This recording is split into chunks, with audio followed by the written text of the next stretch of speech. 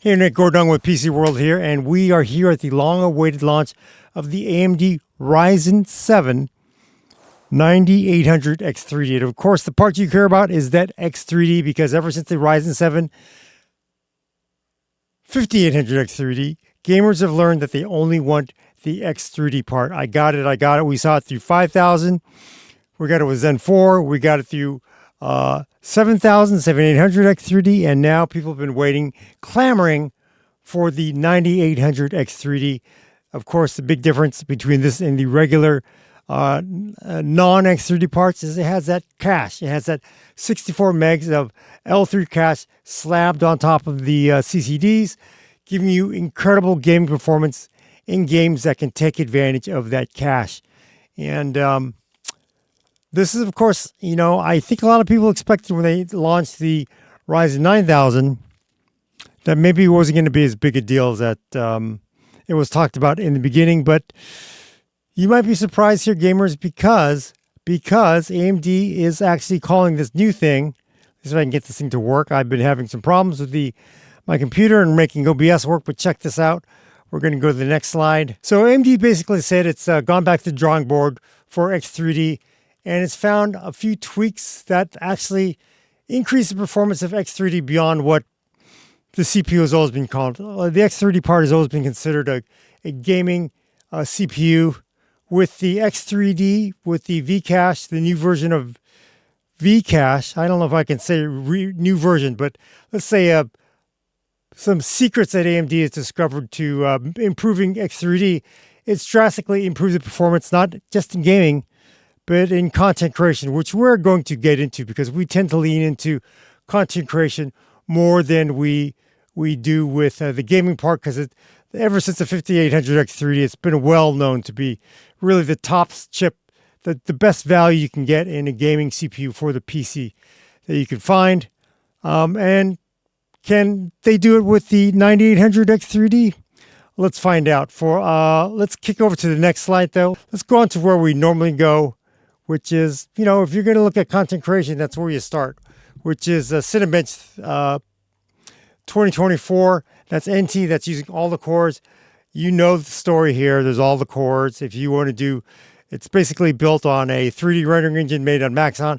It's a real engine. It's not fake. It's not made up at all. It's actually a real engine that people do use. They pay money for it. They pay good money for it.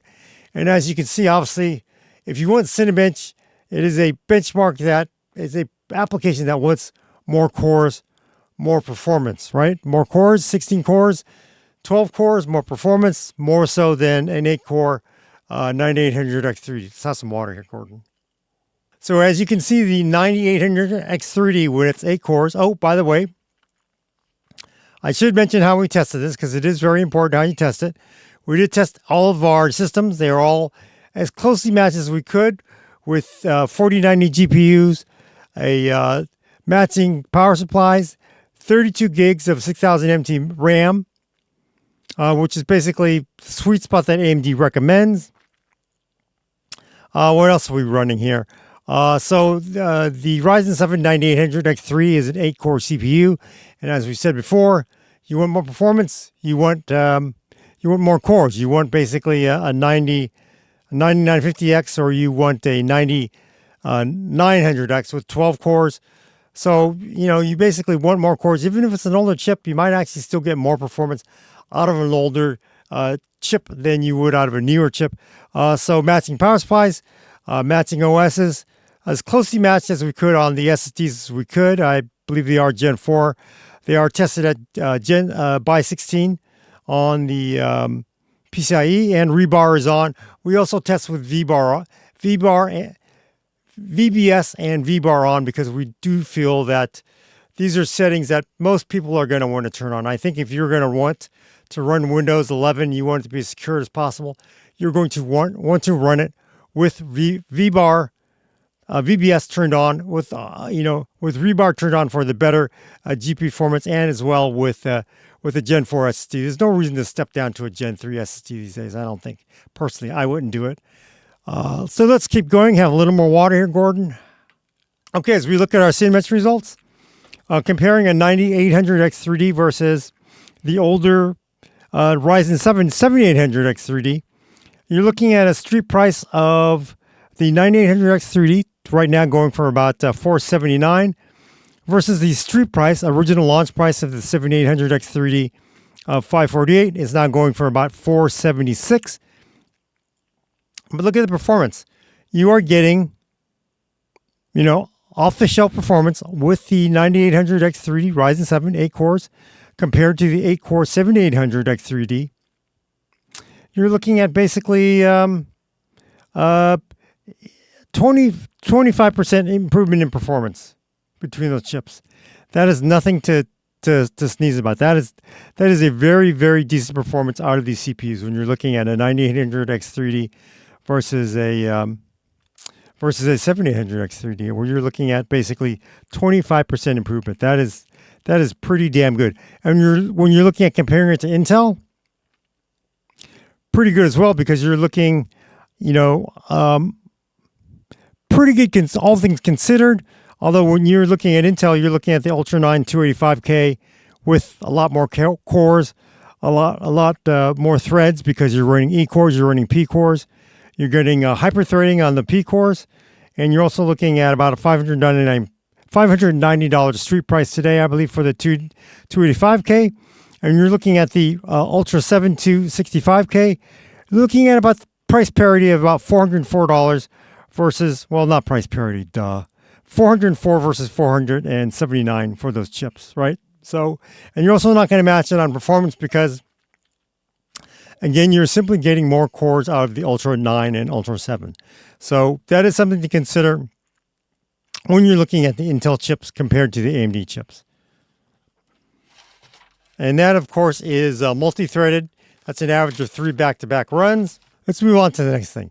And this is single-threaded. This actually gives us a better idea, because a lot of people are like, well, single-threaded performance, because I don't really want to compare, single core versus multi-core, because, obviously Intel does give you a very nice performance. They have done that since 14th gen, 13th gen, 12th gen. Intel has given you a very decent price performance parity for single-threaded performance. And let's look at the performance we're getting out of this, out of the Ryzen 7 9800X versus the Ryzen Ultra 9 285K and the Ryzen Ultra 7 265K. We are looking at basically performance parity, single-threaded performance. And I got to say that's pretty damn good, because when we're looking at Ryzen 7 9800X 3D, you're basically getting 132, which is dead even with the Core Ultra 7 265K. When you're looking at Ultra 7 265K versus 9800 X3D, you're basically looking at 132 versus 132. So basically, they are dead even between those chips. They are also very similar in price, but the price to performance ratio is very good as well. So that's nothing to sneeze at.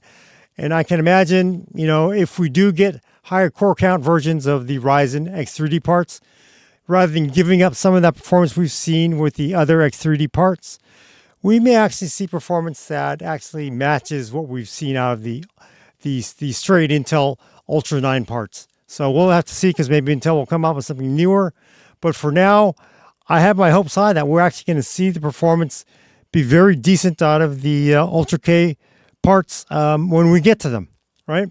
We'll see. Let's keep going. Next slide is Blender.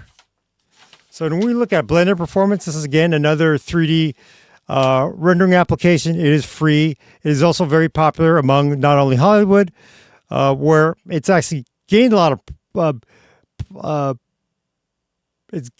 support because it's free, which people like over paying for other paid engines. But you're looking at when you're looking at 9800X3D versus 7800X3D, you're looking at a very decent 28 to 29 performance gap between the single-threaded performance of the 9800X3D and the 7800X3D. Again, that is nothing to sneeze at. That is very good. And when you're looking at a very old 5700X3D, it just does not match. And we saw that with 7800X3D as well. And now when we look at 9800X3D, we're just seeing the Zen 5 cores just simply step away from those older Zen cores at this point. And of course, Intel does pretty well here overall because, again, they do give you more cores for the performance. And, of course, they also cost more, too. Okay, let's move on to the next chart. This is looking at Adobe Premiere Pro 24.6.1 using Puget Systems, Puget Bench 1.01. This is using the free and popular benchmark. You can download this. You can run it on your own system. It will upload the results to the internet, though. I got to warn you about that. And the winner, Intel, because the core count does help them. Also, Intel has done a lot of work, putting work into Adobe products to make it run faster there, and it simply has higher performance. You're looking at that Core Ultra 7, which is, again, very similar in price to that Ryzen 7 9800X 3D. And the Ultra 7 is outperforming it, and you're also seeing Ultra 9 outperforming that Ultra 7 9800X as well. So win for Intel here, although, not a huge win, but still decent enough that might make you want to go like, if I am doing this professionally, I may want to consider Intel, because Intel does have the lead in a lot of Adobe products because they have put a lot of development relation fees into helping Adobe optimize their applications for all of these apps. Adobe, as well as, and we're seeing that right here with Premiere. Premiere is doing pretty well here, right? So that is because Intel puts hard work into making sure that their products work for Adobe products. Let's keep going. All right, next up is the popular Handbrake 1.82, and it's popular because the price is right. It is free. It is a great transcoder. I use it. A lot of people I know use it because, again, it's free. It does a really, really good job. And what we basically do is we throw an AVC encode at it. We time how long it takes, measured in seconds. The shorter bars give you more performance. Handbrake, by the way, likes more cores. And as you can see, more cores from the Ultra 9 from the Ultra 7 gives you more performance. In fact, even the Ultra 5 245K is slightly underperforming the Ryzen 7 9700X. When we look at the Handbrake 1.82 score, though, for the brand new 9800X3D, we're looking at about a 26% uplift for Ryzen 7 X3D versus the 7800 X3D. So again, not bad when you're going gen on gen, but the Core Ultra 9 still does slay it because it simply has more cores. And you're looking at that Core Ultra 7 7600K. You're looking at 7% faster for that Intel part over the Handbrake for AMD chips, because again, more cores generally mean more performance in Handbrake. It has meant that for quite a while, so that's something to very much consider. It's not a total slaughter, but I would say if you're leaning more towards content creation, Premiere is what you do. You do Handbrake, you do DaVinci, you do these things that just simply want more cores, then it might be looking at getting an Intel CPU with more cores. However, that probably depends on what you're doing, because if you are playing more games, it might be better to get a CPU from Intel, even though it costs a little more, that simply has more cores. But that's a decision everybody has to make. All right, the last result is from Premiere Pro that you just looked at. It's on the screen right now. Obviously, Adobe is the 9,000 billion pound gorilla in video editors, but there's actually been a growing support for this thing called DaVinci made by Blackmagic. It's a lot of people love it. Adam loves it. It's actually growing in popularity despite it being much smaller than Adobe. Much of that is because it does support next generation technologies better than Adobe has. We can be honest with that, I think. Let's click over to the results from that for DaVinci Resolve. We use Puget Systems, Puget Bench. Sorry, I screwed that up. Do that all the time. Puget Systems, Puget Bench 1.1.0. Extended overall, that means 8K source materials. And we're using DaVinci Resolve version 19.0.27. Yeah, I just had to read it off just because you want to know, make sure that the versions are correct. And let's look at gen on gen results, because I think that's very important. When we look at 9800X3D versus 7800X3D, you're looking about a 7.85, basically 8% improvement for the 9800X3D over the 7800X3D. So again, gen on gen, not bad at all. And when you get to Intel, you actually see that unlike Premiere, where Intel seems to have a better edge, better margin on Adobe, it doesn't seem like it has it in DaVinci. So I'm going to say, yeah, overall, if you're going to go high end like Ryzen 9 versus Ultra 9, Ryzen 9 wins. But when you get down to Ryzen 7 9800X3D, it's actually gonna be fairly close, because you're looking at Ultra 7 265 versus a Ryzen 7 9800X3D, and they're actually very, very similar in price performance parity. And I say that again, that's really not bad, because you can run Resolve for free, sort of. You can run it in the demo mode, sort of, but they've opened up some other things you can run for free as well. But I think that's a pretty good showing for DaVinci, even though it may not do super. It's not going to bring home the bacon like it does with Adobe products. Last one we're going to do, though, the last chart will be, we're actually just only showing you the overall score, which is essentially the Steel Nomad 1.0. We're running the overall score, which isn't totally useful for a lot of gamers, because, I mean, this factors in GPU, it factors in CPU, but I will say this is made as a GPU benchmark, and it should task the GPU much, much harder than it does the GPU. As we can see the results here, where they're basically dead in between all of these. Again, remember, these are all 4090 GPUs, and the performance should be very similar. And you're seeing that 9800X3D basically dead even with 7800X3D, dead even with 99X 50X, dead even with Ultra. Actually, Intel actually lags here, which is kind of like not great. I mean, it doesn't lag a huge amount. You're talking about 2%, so not that bad. But I would say overall, it's dead even, which is what you should expect out of a GPU benchmark. And then, of course, that's if you want a GPU benchmark that is focused solely on the GPU and what the GPU is doing. Let's move on, though, because the rest of it's just very, very easy. Next up, Cyberpunk 2077, popular game. We're running this at 1080p, ultra preset, no upscale, and we're running that with ray tracing on. The winner chicken dinner is the Ryzen 7 9800X3D at 233 frames a second. And again, the second place winner is the 7800X3D. Both chips do really, really well. And what are you going to say? That cash is paying off dividends, paying off big dividends for Intel here, or for AMD here. Not paying up quite as much as for Intel, but you're looking at about a 6.5% for gen-on-gen Intel. And when you're looking at Cyberpunk 2077, when you're looking at 9800X3D versus a Ultra 9 285K, I have to check my eyes on this, because it looks like it says 446% improvement, which can't be right. I must have calculated this incorrectly. I'll go back to the board and check this, but either way, the big win is for X3D, because that cash has paid off dividends for a long time, continues to pay off dividends here.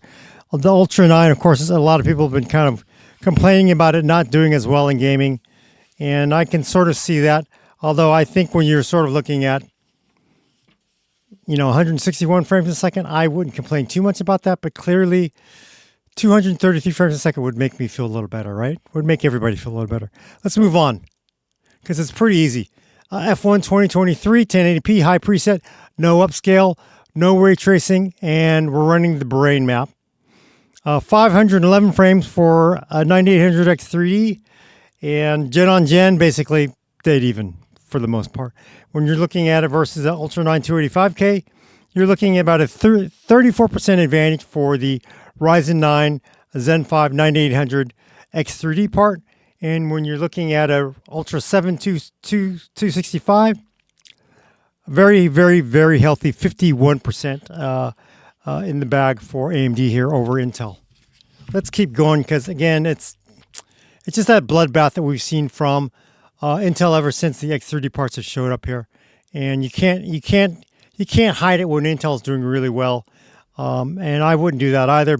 And this is Tom Clancy's Rainbow Six Siege, again running at 1080p, DirectX 11 Ultra preset, 50% render, which is the preset if you set the 1080p default. And the frame rates are insane here at 713 frames a second for Ryzen 7 9800X3D. When you're looking on gen, man, that is 713 for 9800X3D versus the 658 for the Ryzen 7 7800X3D. So pretty smashing result for AMD, I gotta say. Although, again, I wouldn't complain about 583 frames a second out of my Intel chip, or 486 for that matter. I think they were doing quite well here. Holy smokes, I do have one more chart. I have Warhammer. Okay, last one is Warhammer, which I've been told is more CPU constrained than GPU constrained. We're running this at 1080p preset, 1080p Ultra, no upscale, and Ultra, and we're using the battle map. And we are literally tied. Ryzen 7 9800X3D versus Ryzen 7 7800X3D, 272 versus 272. And when you're looking at Ryzen 7 97X 105 TDP, it's the exact 272 frames a second. So AMD's basically nailing it across all these parts. They are ahead of Intel, but they're not smashing it. You're looking at 272 versus for that 9800X3D versus 260 for the Ultra 7 265K, basically 4.4% improvement for that Ryzen 7 X3D part, the brand new chip that just came out. So again, it's pretty much AMD doing what you expect. X3D has kicked Intel's butt in gaming for a long time, ever since X3D showed up, and it's not changing. It's not changing with this generation. Maybe Intel will have some rabbit it can pull out of its hat, but for now, I don't see it. At this point, AMD pretty much rules gaming, and it doesn't look like it's changing at the moment. So how would I wrap this up, folks? Well, clearly, if you're building a gaming PC, X3D has been the way to go. It continues to be the way to go because it simply smashes Intel in the nose easily here, right? It's wowed people ever since the first X3D part showed up. It's continued to do it all the way up through the brand new Zen 5 part, where we're now getting X3D, but now in this, reimagined part where we flip the cache over, and now we're getting, again, you're getting fantastic gaming performance. And what really kind of wows me here with this chip is the fact that you're getting now really, really impressive content creation performance. Clearly, in the past, where I probably would have said, hey, you know what? If I'm building a Ryzen 7 7800X3D or a Ryzen 7 9800X3D, I might want to look at this over a content creation chip from Intel or even one from AMD because, frankly, you're just getting a lot of bang for the buck out of these AMD chips. And there's a lot of reasons where you may want to give up whatever that X% improvement over higher core count. I'd have to look at my particular application, but I would dial up that application, see what people have been getting the results on, and go, actually, if I'm running Premiere, I'm not seeing the uplift that I sort of expected out of the Intel. Or if I'm running Adobe Photoshop, where in the past, Intel really, really wowed us, and we're actually getting pretty impressive results out of Photoshop of the Intel chips these days. And we're actually seeing pretty good performance for the AMD parts too. So, again, if you're a 70, 80% gamer, I would encourage you to actually take a look at the AMD chips to see whether it's enough for you to sort of like skip this generation of Intel chips, because there's a lot of performance on the table that AMD seems to have now, and it's quite impressive. From Adobe Premiere, Photoshop, DaVinci, Handbrake. There's just so many things, and I want to test out other things too, because it's entirely possible that these chips may simply be the top chips or be so close that it just doesn't matter, that I'm giving up 10 or 15% or even 20% to make it matter. So I would want to check that out, because it might be a really good price to performance ratio leader here for AMD, which is quite a surprise because I would not have expected it. And it's simply from flipping that Vcache over that AMD has seen this improvement. So maybe there's other improvements to see. And actually, I'm excited to see, gosh, what if we see a dual CCD chip configuration where we have the cache flipped on both chips, and now we're seeing even better performance out of the AMD Ryzen X3D parts. We'll have to see when we get there though, but for now, it's looking pretty darn good for AMD from the content creation side. So we'll have to see when we get there, but so far I may want to give it a wait and see what I'm going to get out of the AMD chips over just the Intel chips, because it's looking pretty good to me. And as far as gaming obviously they continue to smash the nose, so you might have some really good content creation. We might actually get decent performance out of, AI performance too. So there's just more to be tested on these new chips that we want to see, and we'll have to see when we get there. So we're going to wait for more testing because I'm excited to see it. I'm sure you're excited to see it because there's just going to be more to come. And we'll see. And in gaming, there's just so many. It's a really well balanced CPU, I gotta say. I wish the price were a little better, but again, what are you gonna do, right? What are you gonna do? Because that is the price they've set. We'll see if that's enough turn off for regular gamers. But for me, I'm interested to see where it goes. So let's wait and see.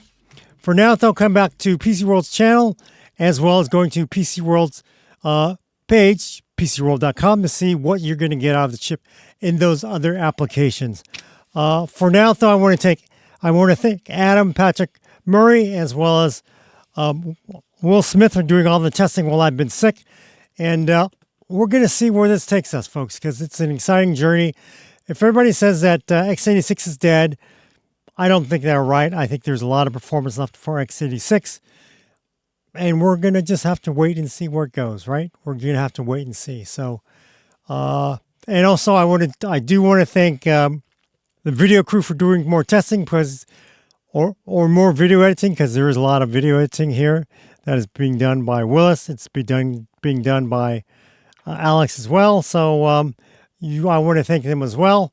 But again, deep thank you for the entire team for pulling this job off. It's been a team effort, and really good results so far that I've seen. Let's see what the end of 2024 brings us, as well as 2025, with possibly new GPUs from AMD as well as from Intel. Yep, got that right. And I'll see you later, folks, right here.